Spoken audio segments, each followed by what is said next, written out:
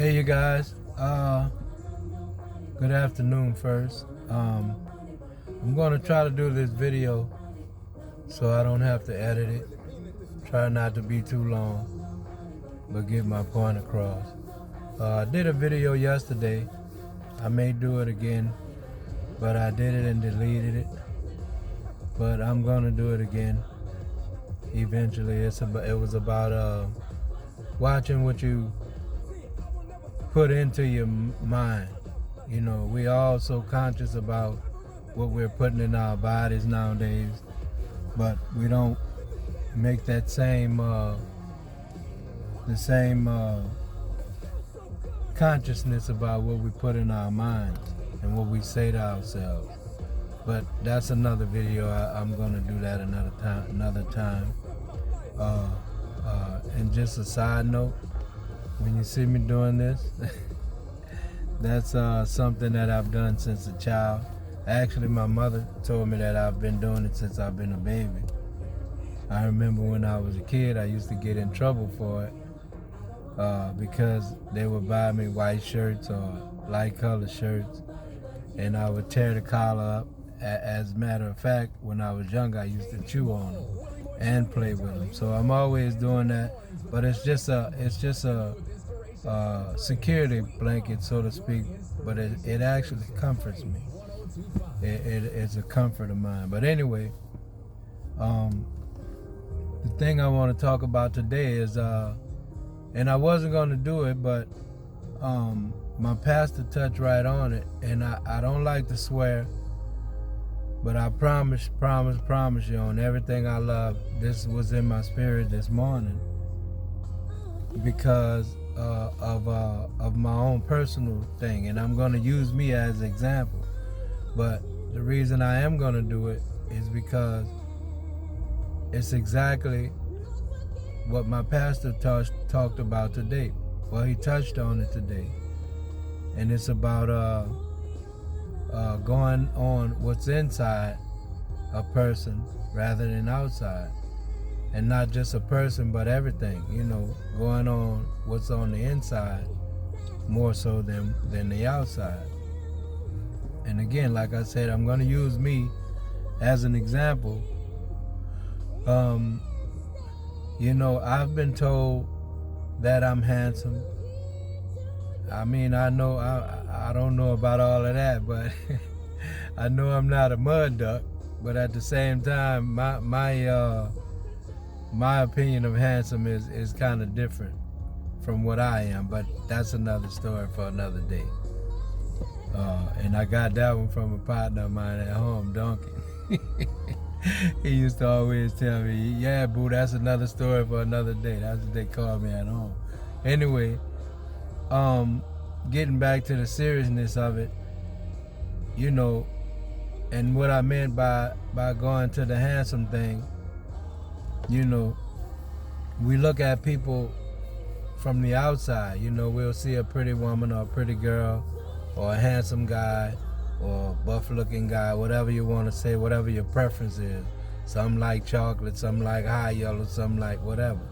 But my point in saying all of that is to say, you know, that we look at all of that, and me mentioning that I've been told some times that I was handsome, but you guys don't know what goes on inside of me. You know, I am a good person, but my wife, she catch hell. You know, the people closest to me, they catch hell. And it's not that I treat them bad, but it's that it's my issues that I have, you know. Even though I may be handsome, or you may feel like I'm handsome, you know what I'm saying? And I'm only using me for example, because I know, and my wife knows, because she's closest with me, she live with me, and she has to deal with me every day. You know what I'm saying?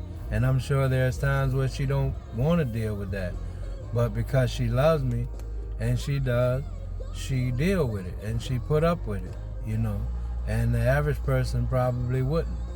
You know, if it was me, I probably, if I could get away from my own ass sometimes, I wouldn't deal with it. But for real, on a serious note, you know, you always have to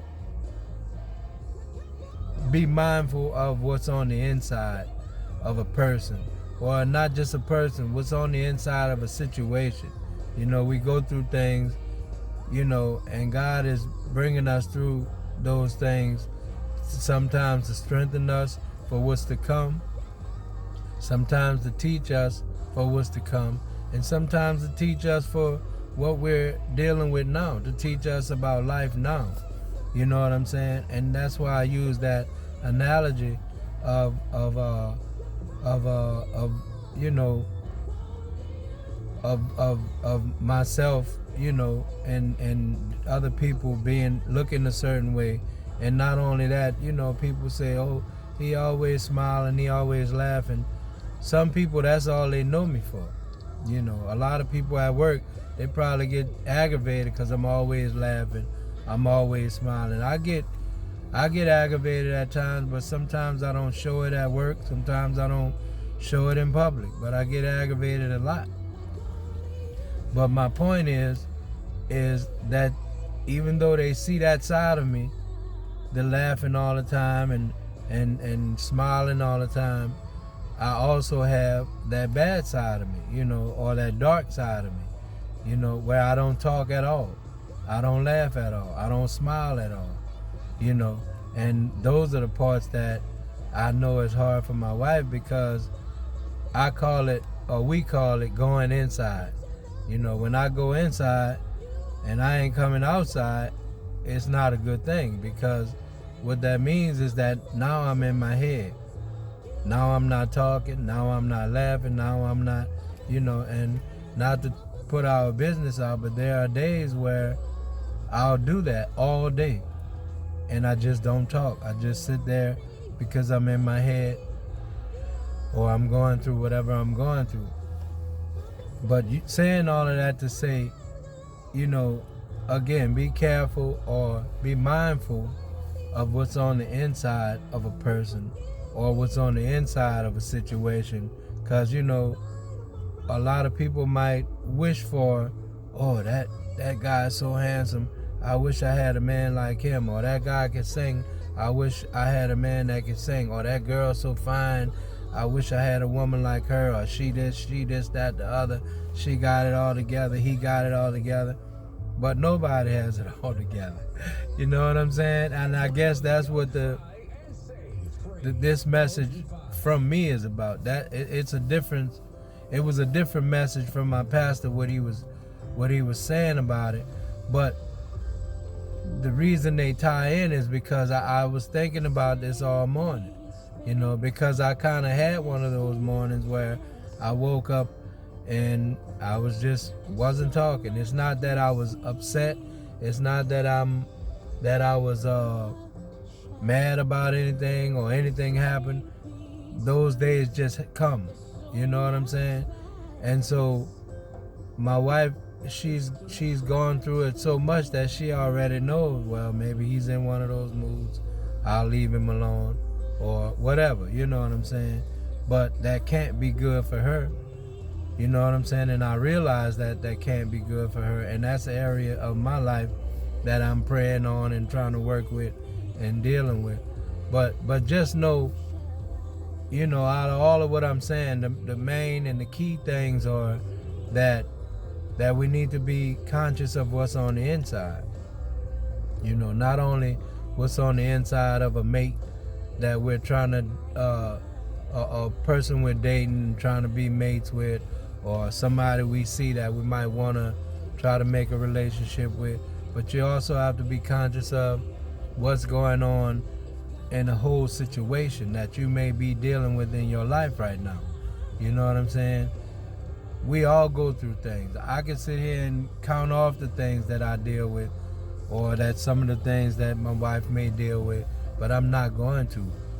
The point I'm trying to make is that we all have issues. We all go through things. But just know that everything ain't all what it seems. You know what I'm saying? Even though you might think I'm handsome, you might think I can sing, you might think I'm the nicest person in the world, I might not be. You know what I'm saying? And not just about me, I'm saying in general. You know what I'm saying? And even though you may think I'm down on my luck, nothing's working for me, why everything is going wrong, this, that, and the other. It may not be. God may be up to something. He is up to something. He's always up to something. And most of the things that we go through and deal with in life is for a reason. It's either to teach us something, or it's either to prepare us for something that's coming. You know, we talked about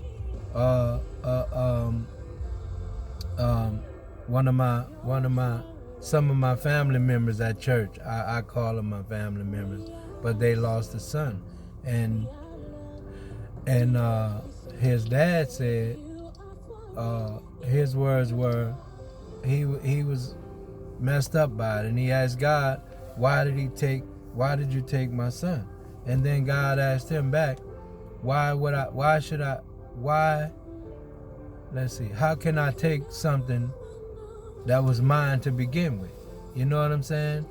And then the brother and his wife, well, the wife, she the sister-in-law, I'm sorry, I'm getting twisted up, but anyway, long story short, he hadn't been, and I'm not using names, I'm just giving you the scenario, and I'm doing that on purpose. But anyway, he hadn't been living here.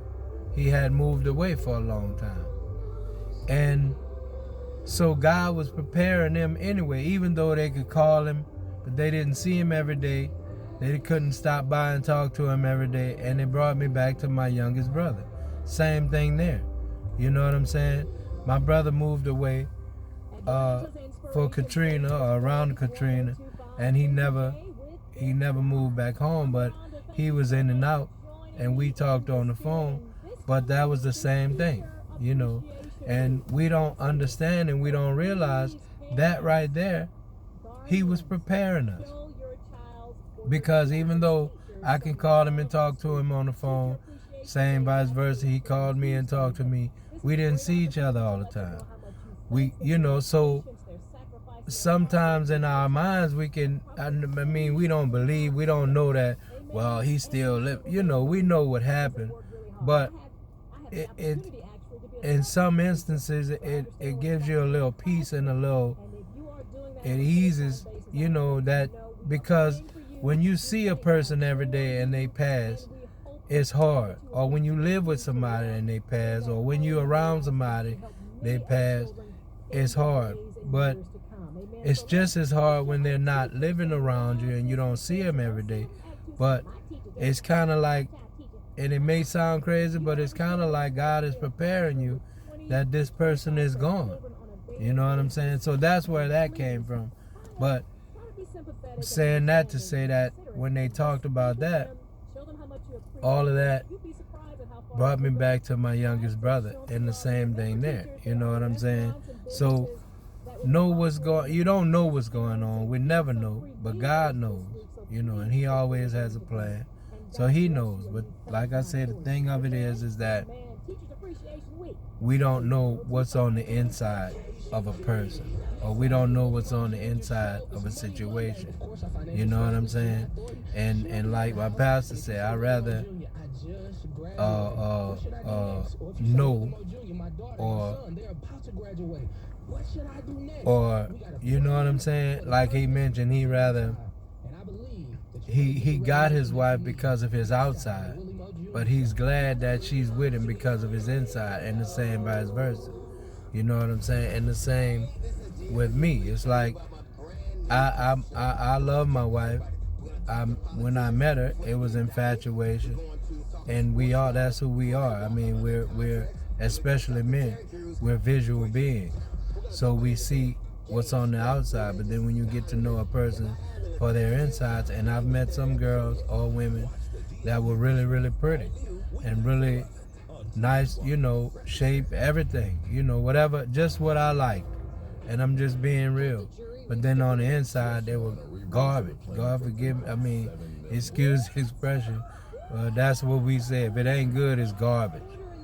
And to me, it's like you this pretty and you this fine, but you garbage on the inside. So what good is that? You know. So I'm rambling now, so I'm gonna cut it off, and I hope you guys get the message. You know what I'm saying? As far as people, try to find out what's on the inside of them before you fall for the outside. And as far as situations, just know that God is in there and He's doing something, even though it may seem bad or negative or not good. Know that He's up to it, and believe and have faith that He's doing something, even in that thing that may seem so bad. You know what I'm saying? And just have a good day and be blessed. And one love.